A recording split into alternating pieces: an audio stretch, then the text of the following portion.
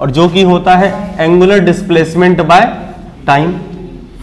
और यही ओमेगा दो तरीके का, अगर आपको ओमेगा एवरेज निकालना होता था तो आप आराम से क्या करते हैं, theta 2 minus theta 1 by T2 minus T1 करते थे। और ओमेगा इंस्टेंटेनियस निकालनी हो आपको तो डी थीटा बाय dt करते थे। यही हुआ था। तो कल हम लोगों ने बस इतनी बातें करी थी। हाँ, और कुछ रिलेशन करे थे हमने, एंगुलर वेलोसिटी और लीनियर वेलोसिटी में रिलेशन कर रखा था v equal to R times of omega, v equal to R omega. ये दो तीन बातें हुई थी कल। इसमें ये क्या है, एंगुलर डिस्प्लेसमेंट है, थीटा को एंगुलर डिस्प्लेसमेंट कहते हैं। एंगुलर डिस्प्लेसमेंट मतलब ये हुआ कि जैसे मान लीजिए आप सर्कुलर ट्रैक पे चल रहे हैं, यहां से यहां गए, तो जितना एंगल बनाते हैं उसको एंगुलर डिस्प्लेसमेंट कहते हैं। और अगर आप 1 कंप्लीट राउंड करिएगा ना तो एंगुलर डिस्प्लेसमेंट हो जाएगा 2 पाई। रेडियन में मेजर किया जाता है, 2 पाई मतलब 360 डिग्री। आपको ये पता भी होगा कि pi equal to 180, pi radian equal to 180 degree होता है। अगर 1 कंप्लीट राउंड करिएगा तो डिस्प्लेसमेंट 0 नहीं होगा, डिस्प्लेसमेंट एंगुलर डिस्प्लेसमेंट 2 पाई होगा, लीनियर डिस्प्लेसमेंट 0 हो जाएगा। ठीक है, लीनियर डिस्टेंस 2 पाई आर हो जाएगा। इसी तरह से ये 3-4 बातें थी। आज थोड़ा उसी को कंटिन्यू करते हैं आगे। जिस तरह से एंगुलर डिस्प्लेसमेंट, एंगुलर वेलोसिटी, उसी तरह से एंगुलर एक्सेलरेशन।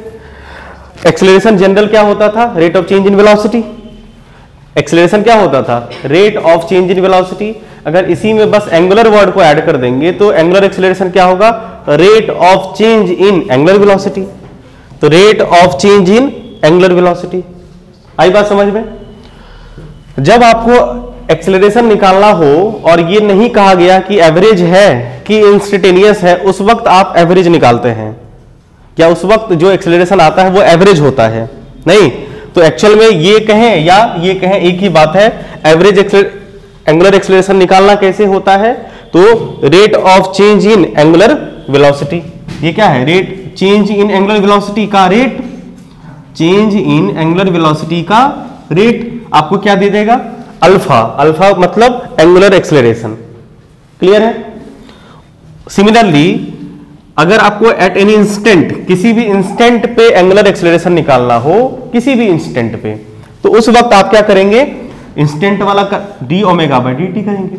नहीं, very small interval of time में स्मॉल चेंज आएगा ओमेगा में, जो तो आपको उस स्मॉल इंटरवल ऑफ टाइम के लिए इंस्टेंटेनियस एक्सेलरेशन बता देगा, एंगुलर एक्सेलरेशन। क्लियर है। तो ये बिल्कुल ही पुराने वाली चीजों को ही प्रोसीड किया गया। इसी तरह से फिर अभी इसका मोशन बनाएंगे हम लोग, सॉरी इसका इक्वेशन बनाएंगे, जिस तरह से हम लोगों ने वहां पे इक्वेशन करा था काइनेमेटिक्स में। ठीक है। और हाँ, अगर आपको अल्फा से ओमेगा निकालना हो, एक्सेलरेशन से वेलोसिटी निकालनी हो, तो इसका इंटीग्रल पार्ट यूज करेंगे, बात खत्म। क्लियर है। ठीक है। और उसी तरह से हमने कल भी बताया था आपको कि अगर यहां पे आपको ओमेगा से थीटा निकालना हो तो theta equal to omega dt कर दीजिएगा, इसका इंटीग्रल पार्ट यूज कर दीजिएगा। सेम ये फॉलो करता है इसको।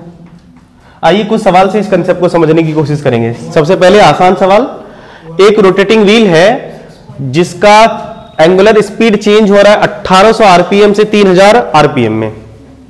1800 आरपीएम से 3000 आरपीएम। एक्चुअल में ये क्या है, फ्रीक्वेंसी है बाबू, बताए थे। आरपीएम दे रखा frequency in 20 second, 6.2 may be. आज कोई बात नहीं, 0.2 0.1 क्या फर्क पड़ता है, इतना में ज्यादा नहीं। आपको एंगुलर एक्सेलरेशन निकालना है।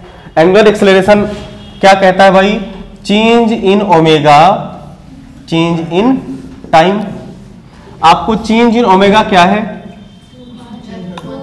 याद रखिए ओमेगा का फॉर्मूला आप फ्रीक्वेंसी के टर्म में 2 पाई एफ यूज करिएगा, तो ये क्या होगा 2 पाई f2 minus 2 pi f1 by time कितना है सर, 20 सेकेंड।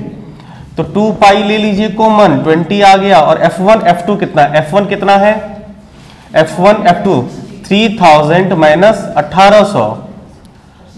याद रखिए, क्योंकि आपको एक्सेलरेशन निकालना और एक्सेलरेशन का यूनिट क्या है, रेडियन पर सेकेंड स्क्वायर, मतलब टाइम सेकंड में। और ये आरपीएम मतलब रोटेशन पर मिनट है, आपको सेकंड में कन्वर्ट करना पड़ेगा। मिनट को सेकंड में कन्वर्ट करने के लिए हम लोग क्या करते हैं, बाय 60। तो यहां पे ये बात भी ध्यान में आपको रखना पड़ेगा, और कोई दिक्कत नहीं, बात खत्म। तो ये हो गया 2 पाई इंटू 1200 बाय 20 इंटू 60, काम खत्म। ठीक है, कट्टो कट्टो ये हो गया 60 खत्म। कितना आंसर आया? 2 पाई रेडियन पर सेकेंड स्क्वायर। 2 पाई रेडियन पर सेकेंड स्क्वायर। क्लियर है? फिर से समझाएं क्या? नोट कर लीजिए, समझाना दोबारा हो तो बोलिएगा, नोट करिए। सवाल क्या है? सवाल में ये दे रखा है कि आपका एक्सेलरेशन जो है एंगुलर, वो टाइम का फंक्शन है। Acceleration 3t minus T square, और इससे हमें एंगुलर वेलोसिटी निकालनी है आफ्टर 2 सेकेंड। एंगुलर वेलोसिटी निकालनी है आफ्टर 2 सेकेंड। तो आपको याद होगा कि एक्सेलरेशन से बताए थे ना, याद होगा अभी कि एक्सेलरेशन अगर निकालना हो इंस्टेंटेनियस तो D omega by D T. तो एक टेक्निक है एक्सेलरेशन की मदद से ओमेगा निकालना। क्या? डी ओमेगा को एक्सेलरेशन डी टी कर दीजिए और इसको इंटीग्रेट कर दीजिए। ये सुनो, तो पहले हमें D omega by D T करना पड़ेगा। आइए, तो एक्सेलरेशन के लिए हम लोग सबसे पहले कर लेते हैं एक काम कि एक्सेलरेशन को लिख सकते हैं D omega by D T, जो कि दे रखा है आपका 3t माइनस टी स्क्वायर। क्या ओमेगा चाहिए? ओमेगा को छोड़ देते हैं यहां पे ओमेगा, और ये 3t माइनस टी स्क्वायर यहां पे रह गया और चला गया ये t। अब अगर इसी को इंटीग्रेट कर दें हम लोग, क्या आपको ओमेगा मिलेगा? समझ पा रहे हैं ये प्रोसेस? गुड। ओमेगा इंटीग्रेट होकर ओमेगा बन जाएगा और ये टाइम के रिस्पेक्ट में इंटीग्रेट होगा। 3t का t के रिस्पेक्ट में, dt के रिस्पेक्ट में 3t स्क्वायर बाय 2 इंटीग्रेशन है ना। तो क्या होगा? 3t स्क्वायर बाय 2 और माइनस t का हो जाएगा t क्यूब बाय 3। ठीक है, आपको लिमिट भी पुट करना है, ध्यान दो। t क्यूब बाय 3 कितना होगा अभी बताइए? t स्क्वायर dt है ना। t स्क्वायर dt क्या होता है? n plus 1 by n plus 1। क्या? कौन चॉकलेट खा रहे थे? कोई नहीं? किसका ना बर्थडे था? उधर से आवाज आ रहा था। अच्छा कोई बात नहीं, ठीक है, ठीक, कोई बात नहीं। अब सुनिए, start circular motion from rest है। फ्रॉम रेस्ट मतलब इनिशियल तो 0 ही था ना, और टाइम इनिशियली उसके बाद ओमेगा हुआ है किस टाइम में? 2। इसका मतलब आपको लिमिट पर पुट करना है 0 से 2 वाला। पुट करेंगे बाबू, तो आपको पता है कि ये 3 होगा और ये 2 2 जा 4 बाय 2, यस और नो, माइनस 2 पे पावर 3 8 बाय 3। सॉल्व करेंगे तो ये हो जाएगा 12 बाय 2 का मतलब कितना होता है? 6 माइनस 8 बाय 3, तो 6 3 जा 18 माइनस 8 कितना? 10 बाय 3 रेडियन पर सेकेंड। एक बार देख लो अच्छे से, एक बार देख लीजिए, दोबारा समझाना हो तो कहिएगा, नोट करिए इसे। देखो सिंपल सी चीज है, ये वाला मैकेनिज्म आपको याद रखना है। हमने आपको बताया कि एंगुलर एक्सेलरेशन अगर इंस्टेंटेनियस निकालना होता था तो D omega by D T करते थे। ये टेक्निक हम लोग काइनेमेटिक्स में सीखे हैं। ऐसा क्यों होता है, क्यों करते हैं? अब अगर मान लो आपको ओमेगा निकालना हो एक्सेलरेशन से, ध्यान दो बाबू, ओमेगा निकालना हो एक्सेलरेशन की मदद से, तो आप एक काम कर सकते हैं। इसको देखो क्या है, alpha equal to D omega by D T. तो डी ओमेगा को इधर ले आए, बोलो, और ओमेगा डी टी हो गया। तो ये अल्फा डी टी को अगर आप इंटीग्रेट, ये देखो ओमेगा क्या है, स्मॉल ओमेगा है, अगर इसी को इंटीग्रेट कर देंगे जी कंप्लीट ओमेगा देगा, पूरा का पूरा ओमेगा देगा। मतलब ये टेक्निक होगा इंटीग्रेशन का। अब अल्फा की जगह पे अल्फा का क्या, देखो यहाँ पे ये यूज कर लिए, अल्फा को क्या लिखेंगे? अल्फा को D omega by D T लिखेंगे, इसके एज इट छोड़ दिए। अब यहाँ पे देखो बोले थे ना कि डी ओमेगा को छोड़ देना है और डी टी को उधर ले जाना है, तो देखो डी टी को उधर ले गए अल्फा के टाइम में, ये तो अल्फा है ना, अल्फा डी टी। अब इसी का इंटीग्रेशन होता है, तो 3t का इंटीग्रेशन टी स्क्वायर बाय 2 कैसे हुआ? ये देखो 3 तो कांस्टेंट ही रहने दो, t का इंटीग्रेशन dt के रिस्पेक्ट में होता है बाबू t पे power n plus 1 by n plus 1। अब बताइए t पे पावर कितना है? 1। तो बताइए 1 प्लस 1 और नीचे 1 प्लस 1, तो t पे पावर 2 बाय 2 हो गया ना, t पे पावर हो गया ना, t 3 रहा है, 3 रहने दिए, t स्क्वायर बाय 2। उसी तरह से t पे पावर 3 है, तो t पे पावर 3 का इंटीग्रेशन, तो 3 प्लस 1 सॉरी टी पे पावर 2 है ना, तो इंटीग्रेशन 2 + 1 बाय 2 + 1, तो टी पे पावर 3 बाय 3 हो गया। अब ये लिमिट पुट कराता है। लिमिट कैसे पुट करते हैं हम लोग?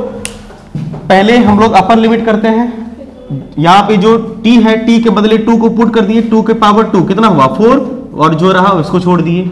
यहाँ पे देखो 2 है, t के जगह पे 2 रखेंगे, 2 पे पावर 3, और 2 पे पावर 3 कितना होता है 8/3 हो गया। और लोअर लिमिट अगर आप रखिएगा तो ये 0 ही हो जाएगा, ये 0 ही होगा, तो लोअर लिमिट का कोई काम ही नहीं। बस अब इसी को सॉल्व किया और 10/3 आ गया। क्लियर? चलिए ठीक है, आइए अगला कंसेप्ट करें। देखो, क्या आप लोगों को इक्वेशन ऑफ मोशन याद है? बिल्कुल याद ही होगा, उम्मीद तो कर ही सकते हैं। इक्वेशन ऑफ मोशन जो डिफाइन था हम लोगों के लिए कांस्टेंट एक्सेलरेशन के लिए, याद होगा आपको? फॉर कांस्टेंट एक्सेलरेशन नहीं, कांस्टेंट एक्सेलरेशन के लिए हमारे पास 3 इक्वेशन थे, अगर आपको याद होगा। पहला v = u + at, दूसरा s = ut + ½ at², और तीसरा एक था आपके पास v² = u² + 2as एक था। और 2 एडिशनल इक्वेशन आपके पास होंगे, अगर आपको याद होगा एवरेज वेलोसिटी का, याद होगा आपको? एवरेज वेलोसिटी के लिए u + v/2 हुआ करता था, और डिस्टेंस ट्रेवल इन ns सेकेंड होता था u + a/2 और 2n-1 होता था। Distance travel by the body in nth second ये होता था। अगर हम यहां पे बस सीधा सा एनालॉजी देखें, नहीं 4 आप इसे डिराइव भी कर सकते हैं या सीधा एनालॉजी से लिख सकते हैं। For constant angular acceleration, for constant angular acceleration, नहीं अल्फा अगर कांस्टेंट हो, बताइए ये हो गया आपका final velocity omega, initial velocity angular plus alpha times of T लिख सकते हैं। ओमेगा क्या है? Final velocity, omega naught initial angular velocity लिख सकते हैं, अल्फा टाइम at लिख सकते हैं। उसी तरह से दूसरा वाला इक्वेशन बताइए, s क्या है? डिस्प्लेसमेंट। यहां पे डिस्प्लेसमेंट क्या होता है बाबू? Theta. ut omega naught t + ½ alpha t²। उसी तरह से तीसरा वाला इक्वेशन v² मतलब ओमेगा² omega naught square plus 2 alpha theta. और अगला वाला इक्वेशन, अगर एवरेज ओमेगा निकालना चाहें, ओमेगा एवरेज इक्वल टू क्या होगा? बोलो, ओमेगा नॉट प्लस ओमेगा/2, एंड लास्ट थीटा nth अगर हम निकालना चाहें तो ये ओमेगा नॉट प्लस अल्फा/2 और 2n-1। देखो कितना आसान था, कोई इक्वेशन आपको बनाना नहीं पड़ा, बस एनालॉजी लगानी पड़ी और ये एज इट इज हो गया। इसे छापिए, सवाल करते हैं। अगर मान लो ये एक फॉर्मूला और होता था ना, याद होगा आपको? टोटल डिस्प्लेसमेंट करने के लिए आप ये कर सकते हैं, याद होगा? Total displacement equal to average velocity into time, नहीं करते थे ना? मतलब आप अगर यहां से s निकालना चाहें या यहीं पे इस कंसेप्ट को यूज करें कि अगर आपको डिस्प्लेसमेंट निकालना हो और एवरेज वेलोसिटी दे रखी हो तो सीधा आप ओमेगा नॉट प्लस ओमेगा/2 इंटू टी भी कर सकते हैं, एक ही बात है। कभी कभी इसे भी आप चाहो तो यूज कर सकते हो। एक चीज और समझ लो, एक चीज और देखो,